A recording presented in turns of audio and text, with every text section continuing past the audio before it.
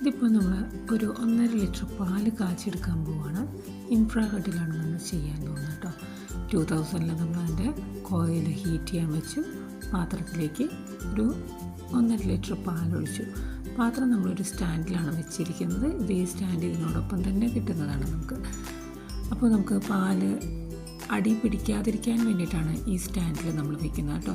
അല്ലാന്നുണ്ടെങ്കിൽ ഇൻഡക്ഷനിലായാലും ഇൻഫ്രാറെഡിലായാലൊക്കെ നമ്മൾ പാത്രത്തിലേക്ക് കാച്ചാൻ വയ്ക്കുമ്പോൾ 1.5 ലിറ്റർ 2 ലിറ്ററൊക്കെ കാച്ചുമ്പോൾ പെട്ടെന്ന് കത്ത് പിടിക്കാൻ അടി പിടിക്കാൻ സാധ്യത കൂടുതലാണ്. ഈ സ്റ്റാൻഡിലാകുമ്പോൾ കുറച്ച് ടൈം എടുക്കും, പക്ഷേ എന്നാലും നല്ല രീതിയിൽ തന്നെ യാതൊരു രീതിയിലുള്ള പാലിന് കേടുമില്ലാതെ തന്നെ നമുക്ക് ഇത് കാച്ചിയെടുക്കാവുന്നതാണ്. ഇപ്പോൾ അത്യാവശ്യം ടൈം എടുത്തിട്ടുണ്ട്, നമുക്കത് കാച്ചി കിട്ടിയിട്ടുണ്ട്. നമ്മൾ കോയിൽ കുറച്ചിട്ടിട്ടുണ്ട്. ഇപ്പോൾ ഒരു 1400 ഇട്ടതിന് ശേഷം നമ്മൾ ജസ്റ്റ് ഒന്ന് തിളച്ചതിന് ശേഷം നമ്മൾ ഓഫ് ചെയ്തു.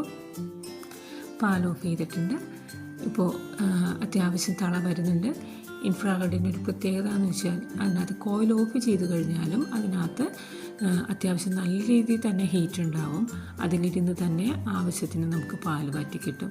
അപ്പോൾ നമുക്ക് അത്യാവശ്യം നമുക്ക് ഇതിനകത്ത് ക്രീം എടുക്കാൻ വേണ്ടിയിട്ടാണല്ലോ നമ്മൾ പാല് കാച്ചി വെച്ചിരിക്കുന്നത്. അപ്പോൾ അത്യാവശ്യം അത് നന്നായി വറ്റി ചൂടാക്കി കഴിയുമ്പോൾ ഇത് കണ്ടോ, ഇതുപോലെ നമുക്ക് നല്ല ക്രീം കാണാം.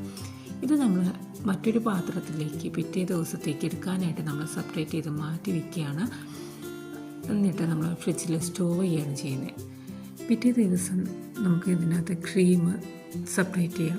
കണ്ടോ, നല്ല കട്ടി ക്രീമായിട്ട് നമുക്ക് ഇതിനകത്ത് കിട്ടും. നല്ല കട്ടിയായിട്ടുള്ള ക്രീമാണിത്. ഇത് നമുക്ക് ബീറ്റ് ചെയ്ത് നമുക്ക് ഏത് കറികളിലും നമുക്ക് യൂസ് ചെയ്യാവുന്നതാണ്.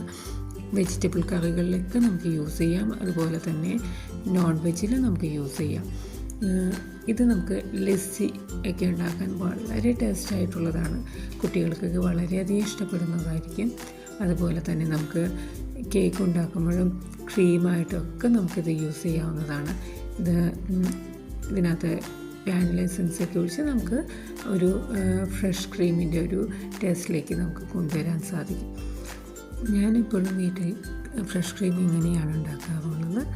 അപ്പോൾ ഒന്ന് ട്രൈ ചെയ്ത് നോക്കണേ. ഇത് തീർച്ചയായിട്ടും കുട്ടികൾക്കും വളരെ ഹെൽത്തിയാണ്. യാതൊരു പ്രിസർവേറ്റീവ്സും ചേരാത്തതാണ്. ഒന്ന് ട്രൈ ചെയ്ത് നോക്കുക. തീർച്ചയായിട്ടും നിങ്ങൾക്കും ഇഷ്ടമാവും. അപ്പോൾ സപ്പോർട്ട് ചെയ്യണേ. Okay, by.